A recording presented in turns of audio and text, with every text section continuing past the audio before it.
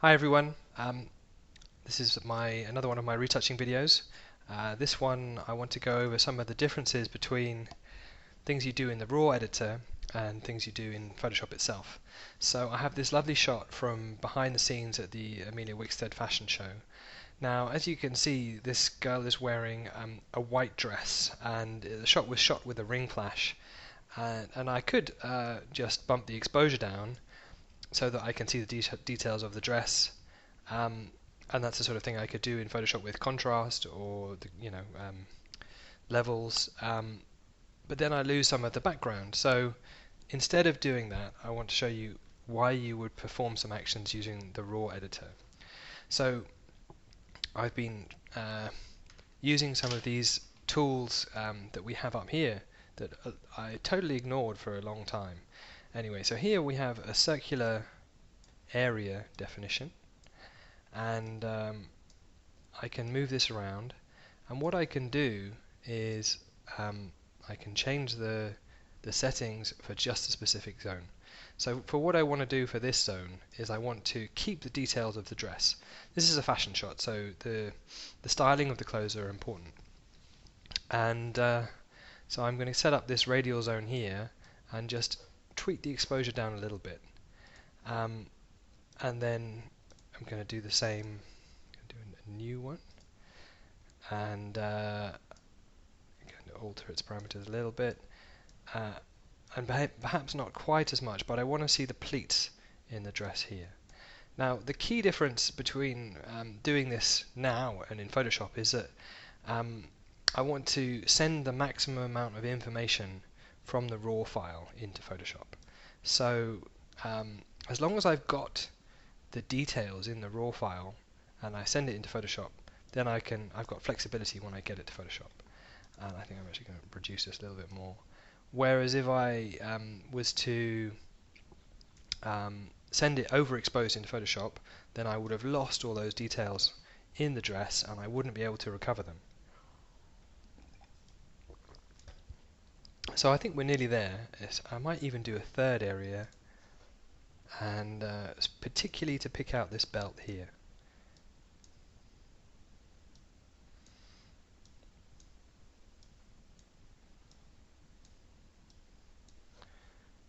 And maybe not quite so much, just a little bit, half a stop, maybe just, yeah. So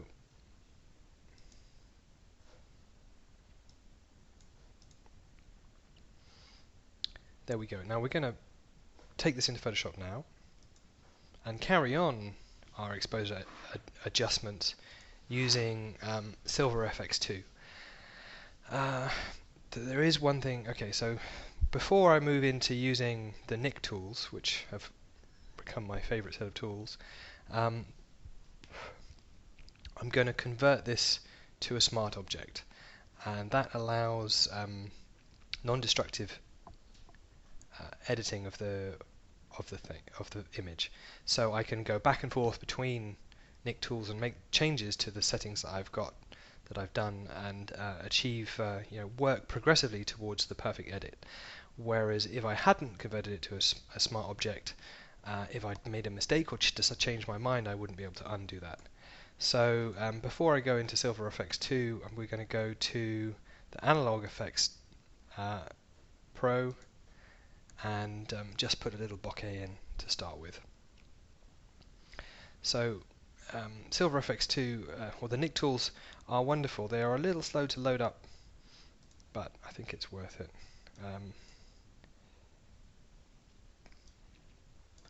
So this is quite a busy shot. There's a lot going on in the background, and we want our subject really to stand out. So I've got the ellipse focused on her. I'm not so bothered about her hand. Softening the hand is not really an issue, and it'll just take a little bit of attention away from the lady in the foreground and the lady in the background. So I think we can even bring in just a little bit. There you go. Okay, so that's a good starting point. That instantly makes the image pop a bit more. And we can do, press P. Okay.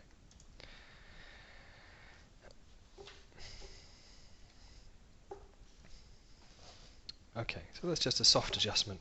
Now we're going to go to Silver Efex Pro.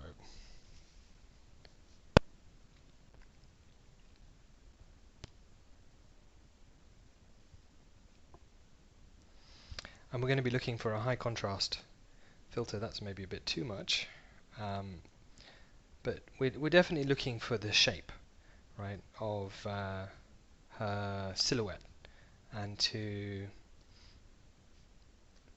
adjust by using control points to get the right contrastiness. So that's quite nice with the grain. Although I think we're going to do the grain and shadows. I love this artifact as well. It's very good for creating really arty shots, but that's not quite what we're looking for.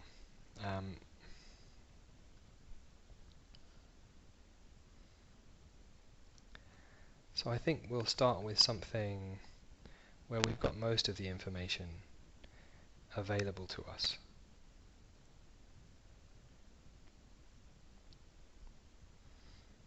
I quite like this one. Now you can see, again, I've blown out the center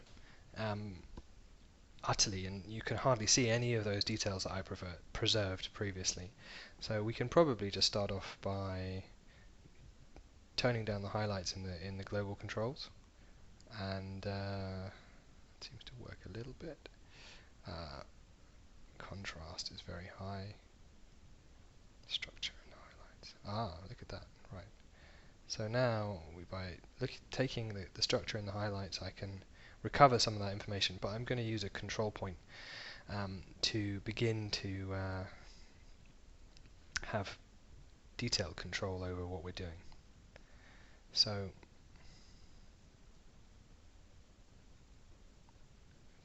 there you go. By just taking the brightness down a little bit, I can begin to recover those details that I preserved in the raw editor that we imported in specifically.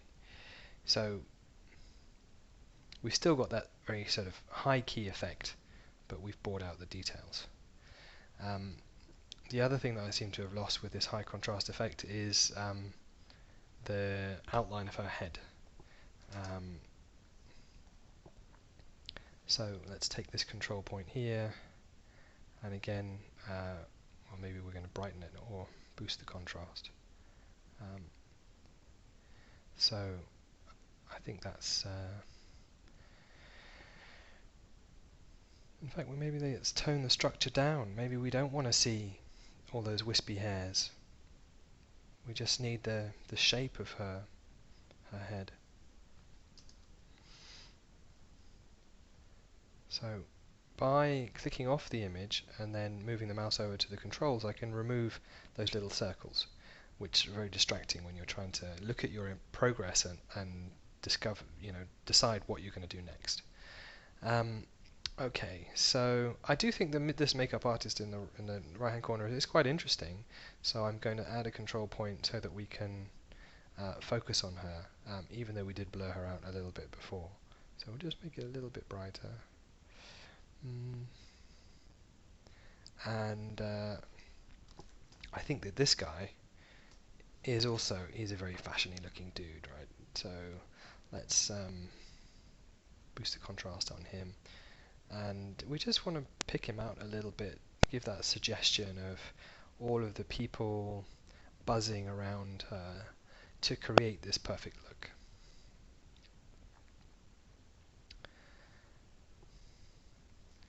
So let's now go to some of the film types, perhaps, where you can see the curve that's already been applied. Do we want to do any vignetting? Well, not that much.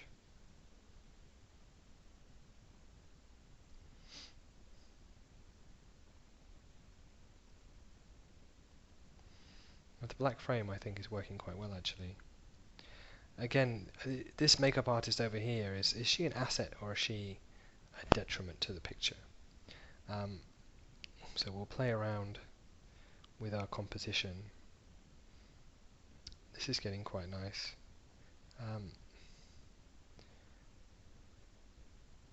Now I'm finding that this lump here is just a bit odd. So we can just put in a control point and maybe just darken it off a bit. There you go. Less distracting. We're left with the form of the shape of the dress and the girl, which is exactly what we want. Looking at her face, let's come in a bit and see whether we can maybe strengthen her jawline a little. By increasing the contrast in the structure, we'll bring out the eyes. I might do some burning of the lashes later, but for the moment we just want to preserve the shape of this beautiful jawline and the shape of her neck and clavicle. So we could possibly copy this control point, Control C and then Control V and just again focus on specific areas. So we will just look at the clavicle, which is a very beautiful part of the human body, and emphasize that a little bit.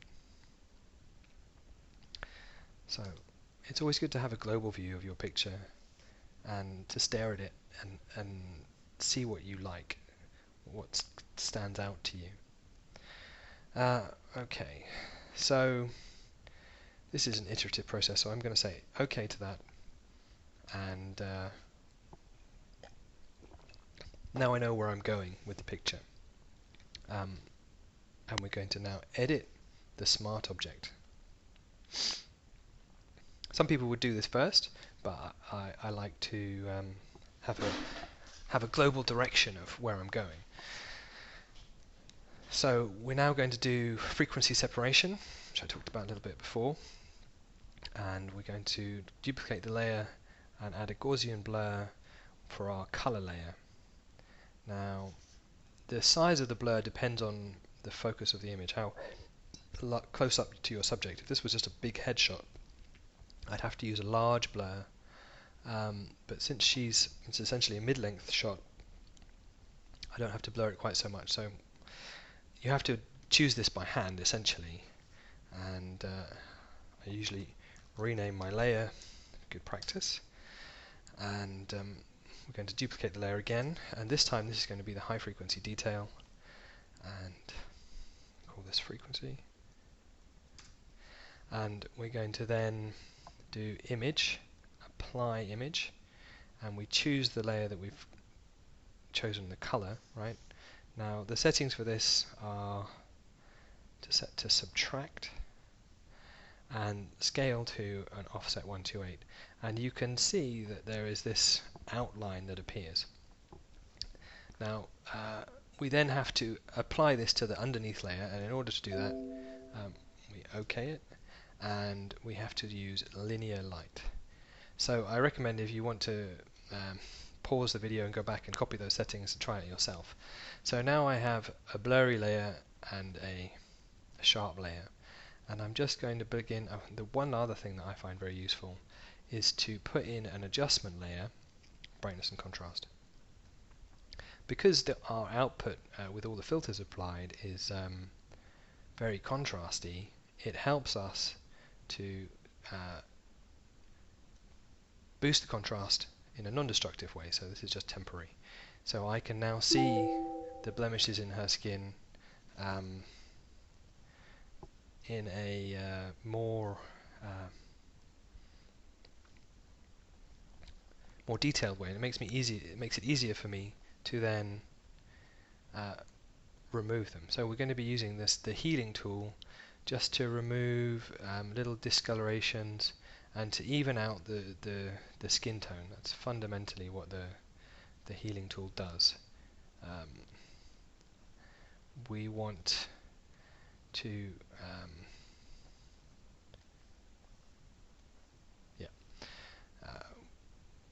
just removed the frequency layer, so now we just see the color essentially, and we're trying to create a nice even color layer by using the healing tool.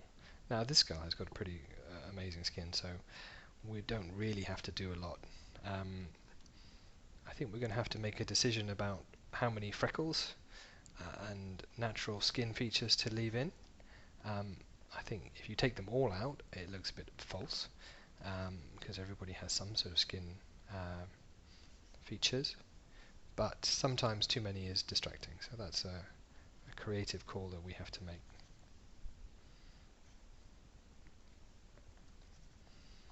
So I'm just looking for little discolorations in this layer.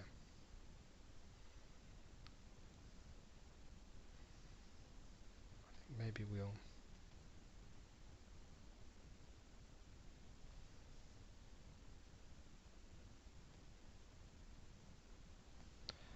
turn the brightness down a bit.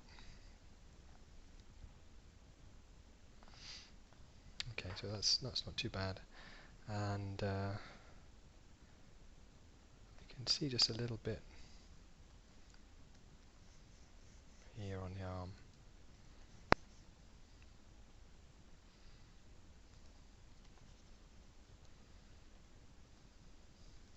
So let's work with the frequency on and look at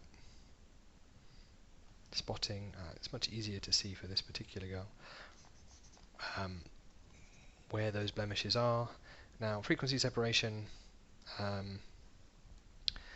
is a little bit more time consuming than using the clone tool, because I have to sometimes do it on both the color and the high frequency layer.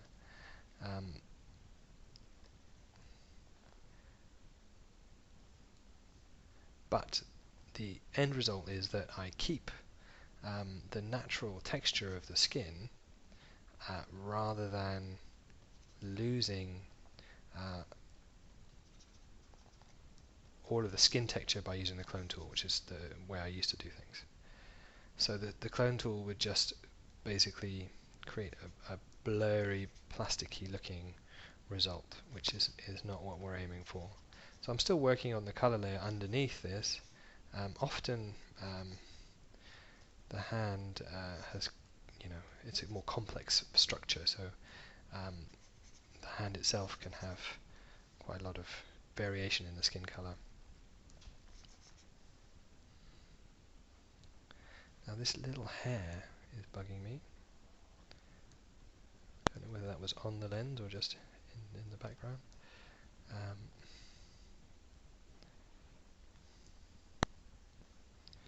So now I'm going on the frequency layer to eliminate some of the things that weren't taken out by the color adjustment alone.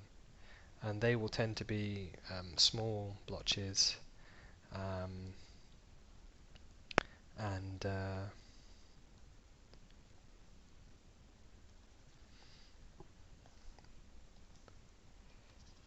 we go. Okay, so I'm going to take out a few of these blemishes on her neck.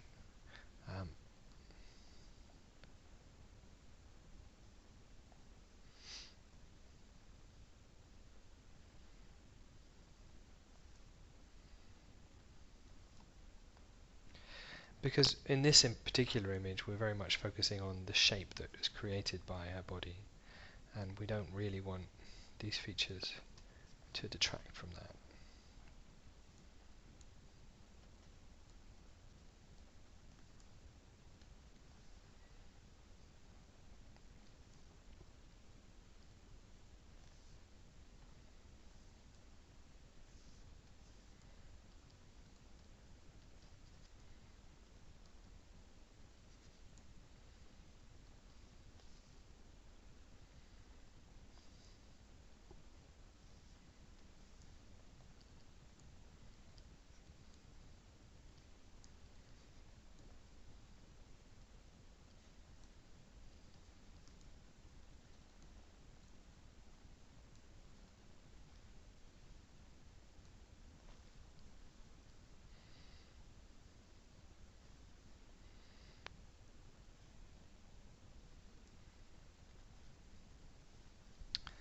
So let's zoom out a bit and see how we're doing.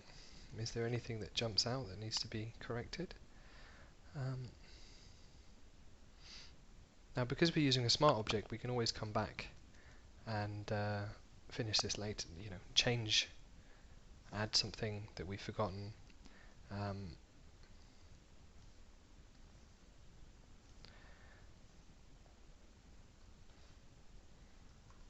Don't forget you can use the square bracket keys on the keyboard to change the size of your brush.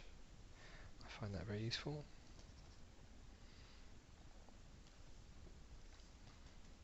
Okay, so we'll leave in the piercing because everybody has piercings. So don't forget to turn off the brightness filter that we had turned on, and then when we save it, this will then be reprocessed, which is the slow bit,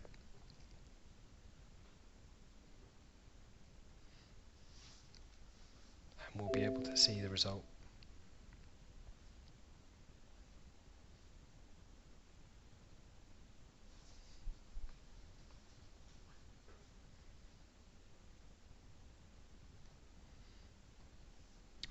So now we can come back here and we can see exactly where we are.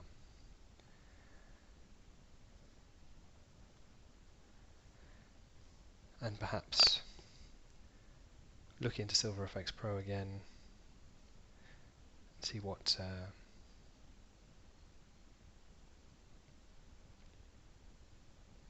we need to do.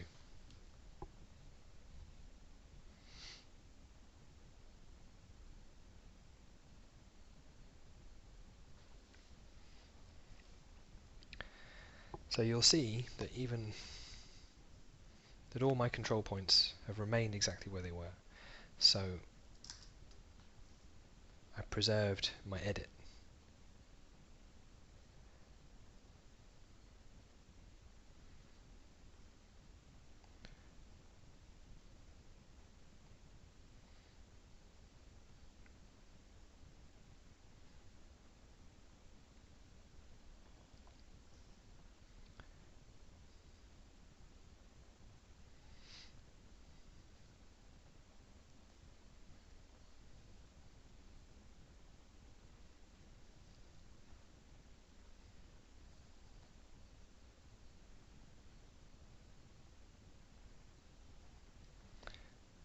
Okay, so now maybe we can carry on looking at some finishing touches.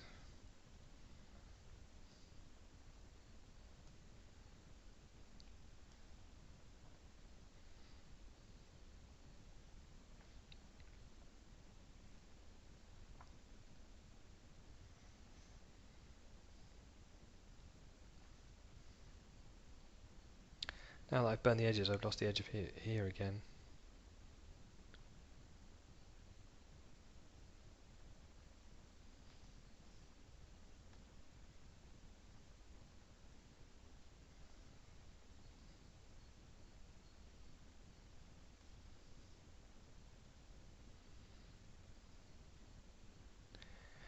Right, so I have one more idea for a nice finishing touch.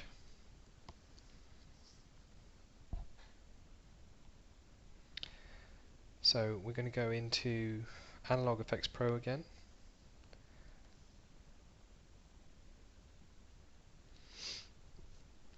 And we're going to look at adding some processing burn. Let me light leaks. That's what I mean.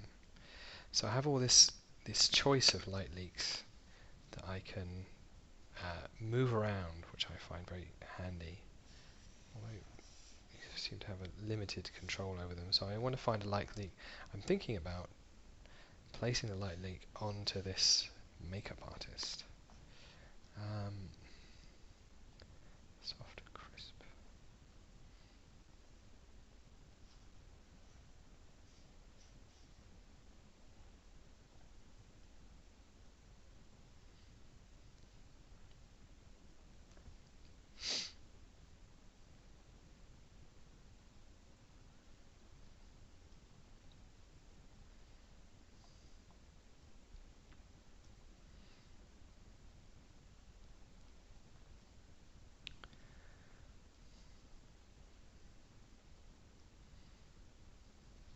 Now unfortunately I can't seem to find one that is going to... Oh, that's quite nice.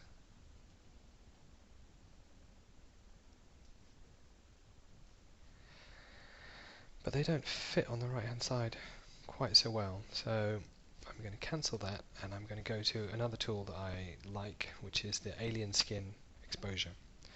And although this has a funny way of applying when there's other smart filters that are in effect, it does have some nice tricks. So I have this filter that I like to use, which is the grain and shadows. So it should just apply the effect.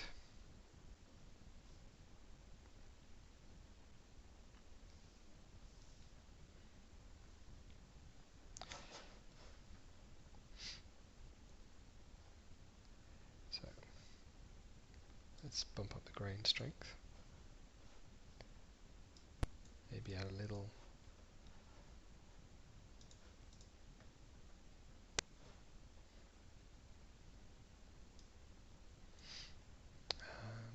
Let's really go for it in the shadows. Right, now we're getting there. So we're getting that sort of vintagey feel that adds that classic look to this picture. And this one also has some light leaks, light effects, but these ones are not in colour, which is handy. And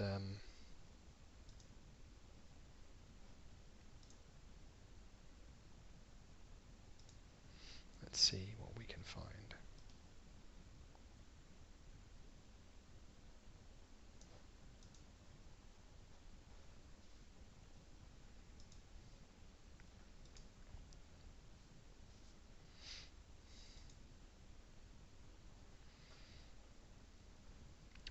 Got to be careful with this because the flash was a ring flash, so therefore the light was directed from the camera. If I add something very strong like this, it'll make it seem like there's a flash going off over there, but that won't reflect with the lighting on the subject, and that will confuse us when we look at the image.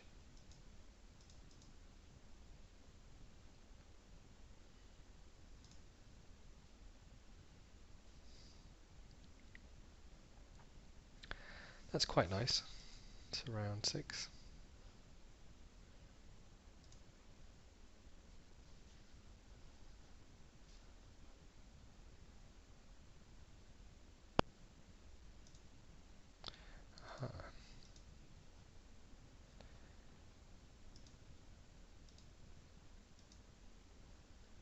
So I could take, there you go. That's quite a,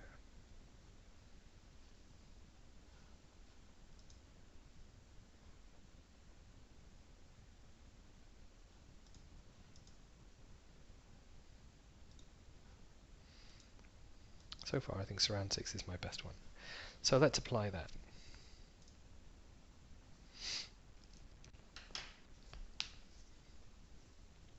And voila, this time exposure worked perfectly with Silver Efex. And that's our final image. So I hope that was enlightening for you. The process of going through the raw editor to preserve the details that we want, and then take it into Photoshop and use frequency separation to adjust the skin, and Silver Efex Pro 2 to create a nice black and white image. Thank you very much. Please subscribe to my channel if you're interested in more Photoshop tricks. Thank you. Goodbye.